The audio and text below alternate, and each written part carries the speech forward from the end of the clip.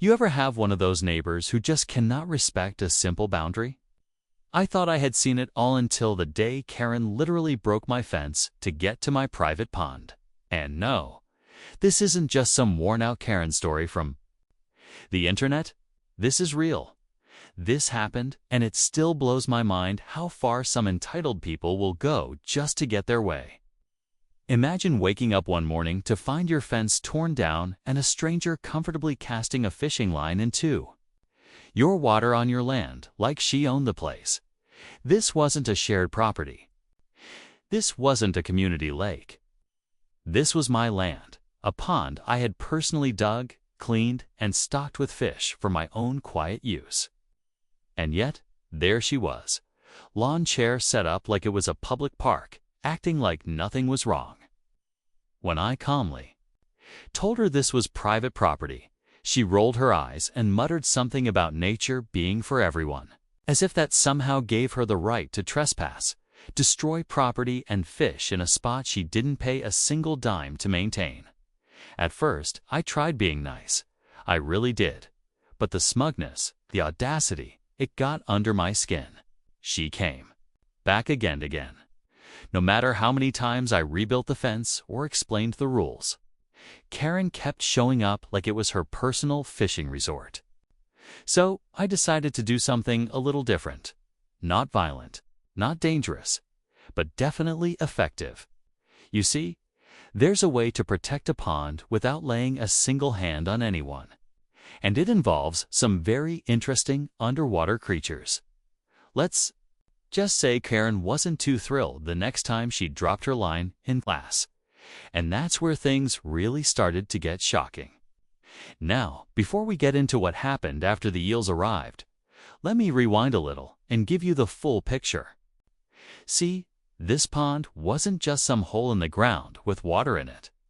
I'd spent months working on it, dug it out by hand in some spots, brought in rocks to line the edges, planted some water plants, and stocked it with fish I actually paid for. It was meant to be my peaceful escape from the noise and chaos of everything else.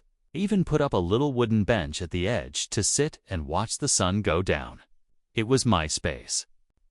That's what made it so frustrating when Karen decided it belonged to her. 2. She lived a couple properties down, not next door, but close enough to know better. I'd seen her around before, mostly yelling at delivery drivers or complaining about the neighborhood kids riding their bikes too fast. Classic Karen behavior. But we'd never interacted until one Saturday morning when I found her on my side of the fence, completely casual, holding a fishing rod like she'd been there every day.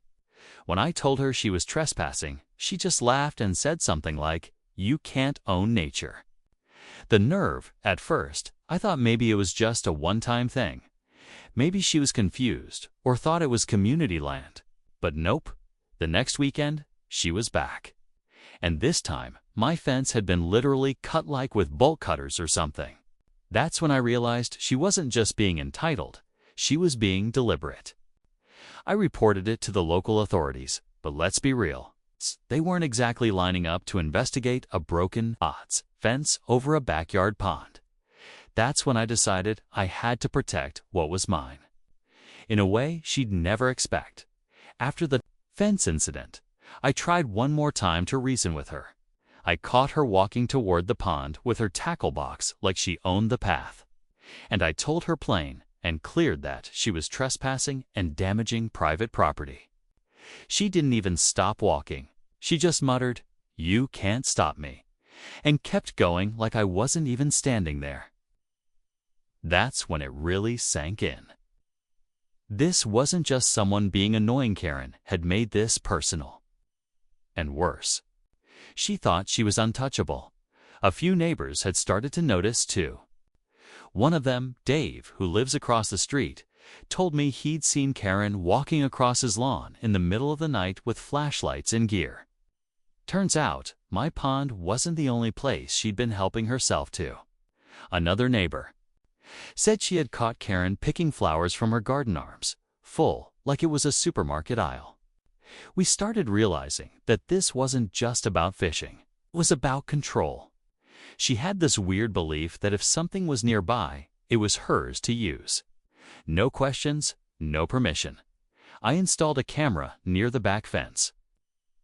Not to start a war, just to have proof if things got worse. And sure enough, 2 nights later, the footage showed her dragging something heavy along the fence line. Turns out, she was building her own shortcut, digging a trench under the fence so she wouldn't have to hop it anymore. That's when I realized how far she was willing to go. But while Karen was getting more bold, I was quietly preparing my own plan. I'd been researching electric eels, not the huge, dangerous kind, just a few harmless ones for protection. They're not aggressive, and they're legal to own in many places. The idea wasn't to hurt anyone, just to discourage her from coming back. What I didn't expect, though, was what happened the night they arrived. That night changed everything. The day the electric eels arrived, I could already feel a shift. I had spent the whole morning prepping the pond, adjusting the temperature, and creating hiding spots for them among the rocks and plants.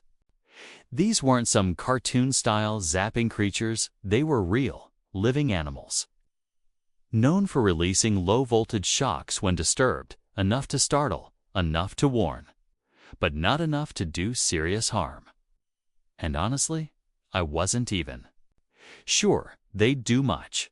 I just needed anything that would make Karen finally think twice. That evening, the sky turned overcast, the air heavy with the kind of stillness you feel before something goes wrong. I sat on my porch, watching, waiting.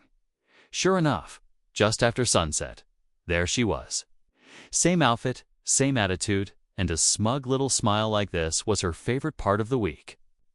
This time, she didn't even sneak around, she walked straight through the trench she dug, carrying a fold-up chair and a small cooler. She set up like she was camping on public land, humming to herself, not a care in the world. I didn't say a word. I didn't come out. I just watched from the dark, heart pounding. My phone was already recording from the window, just in case. She tossed her line in without hesitation and started scrolling on her phone like this was a regular Saturday. For a few minutes, nothing happened. The pond was still. The frogs had gone quiet. Then her fishing line gave a sudden jerk, sharper than normal, and she leaned forward, trying to reel it in. That's when it happened. She flinched, like something had nipped her hand. Then again. She stood up, shaking her wrist, looking confused. Her chair tipped over behind her. She reached down toward the water, and I could see her freeze completely, stillies wide, mouth opening just slightly.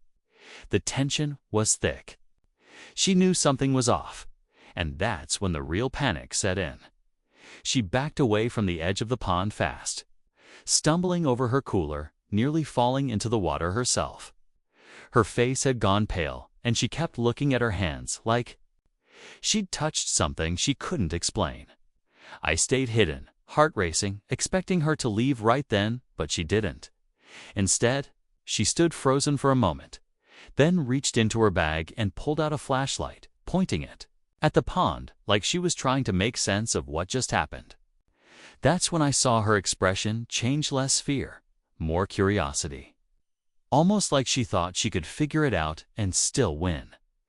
That's when things took a weird turn. The next day, I found new tire tracks leading around the side of my property. Not just footprints, this time actual tracks, like someone had backed a vehicle close to the tree line. I checked my camera, and sure enough, sometime after Karen left in a hurry, someone else had shown up. A truck, 2 people.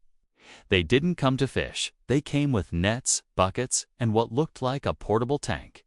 And the way they moved, fast and quiet, told me this wasn't random at first. I thought maybe Karen had told someone about the eels, and they got curious. But something didn't sit right. I looked closer at the footage, and there she was at Karen, standing behind the truck, giving instructions. That's when it hit me. This wasn't about fishing anymore. She must have figured out there was something rare or valuable in that pond. Maybe she thought they were exotic. Maybe she thought she could sell them, Either way, she'd brought back up.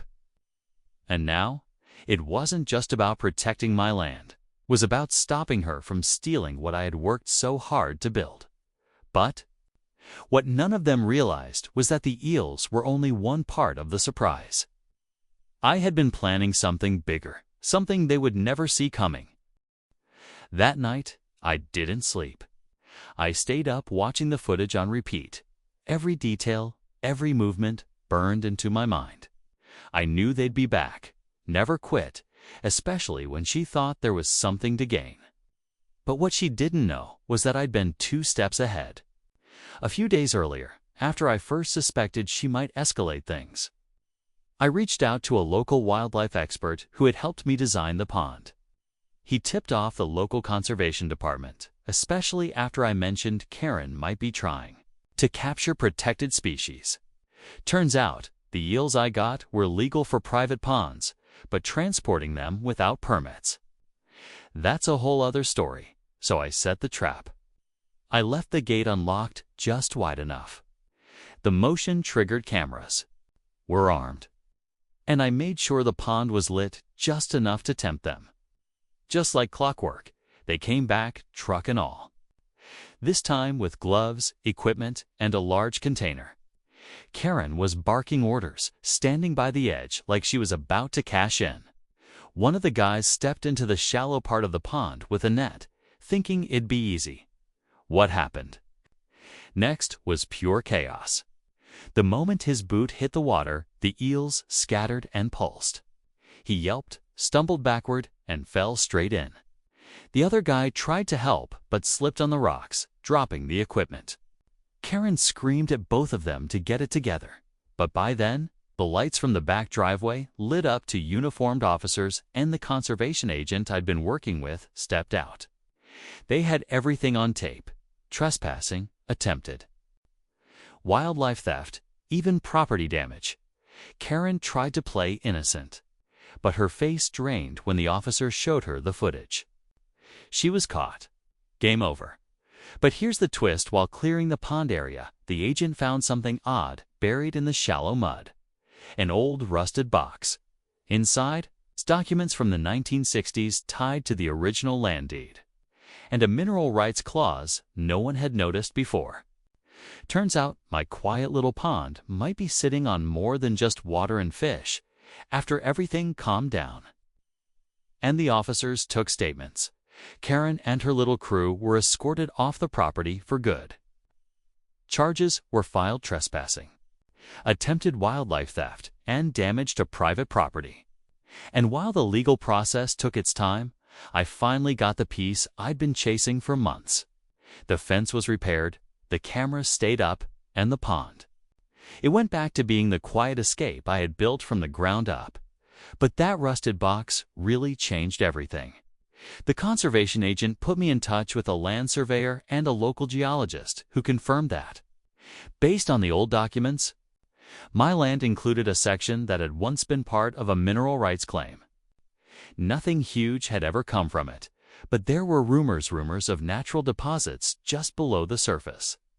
Now, I don't know if there's gold under my pond or just a long-forgotten clause someone never followed up on, but one thing's clear: Karen Mitov gone digging for fish and left behind something much more valuable.